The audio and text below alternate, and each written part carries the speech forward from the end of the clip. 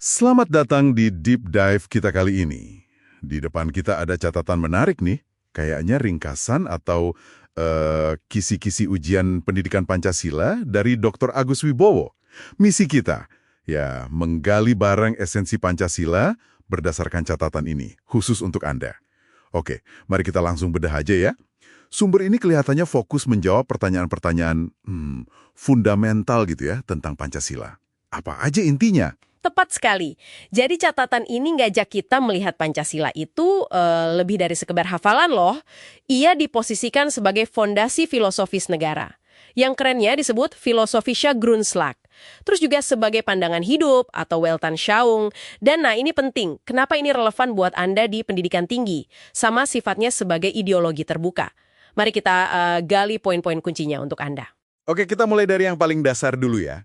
Pancasila sebagai dasar filsafat negara atau filosofische Grundslag, itu catatan ini juga nyebutnya Grundnorm ya, sumber dari segala sumber hukum.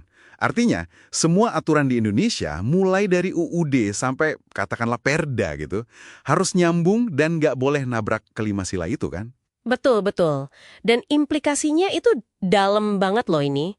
Ini menyangkut pondasi paling dasarnya negara kita. Maksudnya, kenapa negara ini ada gitu kan, hakikatnya. Terus gimana negara nentuin apa yang benar buat dijalankan? Itu cara peroleh pengetahuannya. Dan juga apa sih nilai serta tujuan utama bernegara? Nah, nilai gunanya. Semuanya itu harus selaras dengan nilai ketuhanan, kemanusiaan, persatuan, kerakyatan, dan keadilan. Jadi ini bukan sekedar aturan hukum, tapi lebih ke soal jiwa negara. Wah, menarik. Lalu ada makna ganda nih, sebagai dasar kerohanian dan pandangan hidup. Kalau kerohanian dari catatan ini, kedengarannya kayak keyakinan batin bersama gitu ya. Semacam roh atau jiwa bangsa. Iya, bisa dibilang begitu. Itu sisi batiniahnya lah, identitas kolektif kita. Sementara kalau pandangan hidup atau Weltanschauung, itu lebih ke sisi praktisnya. Ini jadi semacam kompas moral dan etika buat Anda dan kita semua dalam bertindak sehari-hari. Ya dalam berinteraksi di masyarakat, berpolitik, berbudaya gitu. Oke. Jadi Weltanschauung itu kayak kacamata cara kita ngelihat dunia dan bertindak ya. Yang lensanya itu nilai-nilai Pancasila. Berarti keduanya, jiwa bangsa sama panduan hidup, ini saling isi ya? Persis. Jiwa bangsa itu ngasih arah moral, nah panduan hidup nerjemahinnya jadi tindakan nyata. Keduanya ini ngebekali kita, termasuk Anda, untuk menghadapi ya perubahan zaman dan tantangan-tantangan baru. Nah, ini dia nih yang bikin penasaran. Kalau gitu, kenapa hal sepenting ini, menurut catatan Anda, wajib banget diajarin di kampus? Oke, ada beberapa alasan kuat di sini ya. Pertama, ya untuk membentuk Anda sebagai intelektual. Tapi bukan cuma intelektual yang kritis, tapi juga yang punya etika Pancasila. Jadi agent of change yang membangun, bukan malah merusak. Kedua, ini penting sebagai pegangan ideologis. Catatan ini ngelihat Pancasila bisa jadi benteng dari paham luar, kayak radikalisme misalnya. Sekaligus juga buat ngatasin masalah internal, contohnya korupsi. Oke. Terus yang ketiga? Dan yang ketiga, ini soal identitas. Supaya Anda, sebagai generasi muda, punya wawasan kebangsaan yang kuat. Biar nggak gampang tercabut dari akar budaya dan jati diri bangsa di tengah, ya Anda tahu kan, gempuran globalisasi.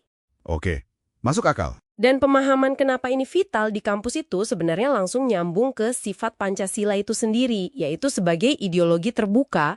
Ini penting nih, Pancasila itu bukan dogma kaku yang nggak bisa disentuh sama sekali. Terbuka. Maksudnya gimana tuh? Banyak juga kan yang khawatir kalau ideologi terbuka nanti malah jadi nggak punya pendirian atau gampang diombang-ambingan. Gimana catatan ini jawab itu? Oke, pertanyaan bagus. Keterbukaan di sini itu bukan berarti tanpa prinsip ya. Catatan ini menekankan keterbukaan karena beberapa hal. Pertama, ya dunia terus berubah, iptek maju. Masalah global baru muncul, ideologi harus bisa responsif dong. Kedua, ini soal fleksibilitas Pancasila itu sendiri. Ada 3 tingkatan nilai nih. Ada nilai dasar ya, kelima sila itu sendiri, ini intinya sifatnya abadi nggak berubah. Lalu ada nilai instrumental. Nah ini penjabarannya dalam bentuk aturan konkret kayak UUD, UU, Prepres. Ini yang bisa disesuaikan kebutuhan zaman. Terakhir ada nilai praksis. Nah ini yang paling dinamis, yaitu ya bagaimana Anda dan masyarakat menerapkan nilai Pancasila dalam kehidupan nyata sehari-hari. Oke. Bisa kasih contoh nggak biar lebih nempel? Misalnya, buat sila kemanusiaan deh. Tentu. Nilai dasarnya, kemanusiaan yang adil dan beradab, itu tetap. Nilai instrumentalnya, contohnya bisa UU Perlindungan Anak. Itu kan turunan dari nilai kemanusiaan. UU ini bisa diubah atau ditambah seiring waktu. Nah, nilai praksisnya itu adalah bagaimana Anda secara pribadi, misalnya memperlakukan teman kuliah, tetangga, atau siapapun di sekitar Anda dengan adil, hormat, tanpa diskriminasi dalam interaksi harian. Ini yang terus berkembang sesuai konteks dan tantangan baru. Ah, gitu ya. Paham. Dan poin ketiga, kenapa terbuka? Pancasila itu kan lahir dari kesepakatan bangsa ya, konsensus bukan didikte dari atas. Jadi ya ia butuh partisipasi aktif Anda dan masyarakat biar tetap hidup dan relevan. Biar nggak cuma jadi pajangan teks di dinding. Justru keterbukaan yang terarah inilah kekuatannya. Paham sekarang. Jadi secara umum nih, apa sih fungsi ideologi kayak Pancasila ini buat sebuah negara, menurut catatan yang Anda pegang? Catatan ini ngerangkum setidaknya 3 fungsi utama ya. Pertama, ya ngasih arah dan cita-cita bersama. Ibaratnya Pancasila itu kayak peta menuju masyarakat adil makmur yang kita semua tuju. Kedua, sebagai lem perekat bangsa. Kan kita beragam banget nih. Nah, Pancasila jadi payung bersama yang nyatuin kita.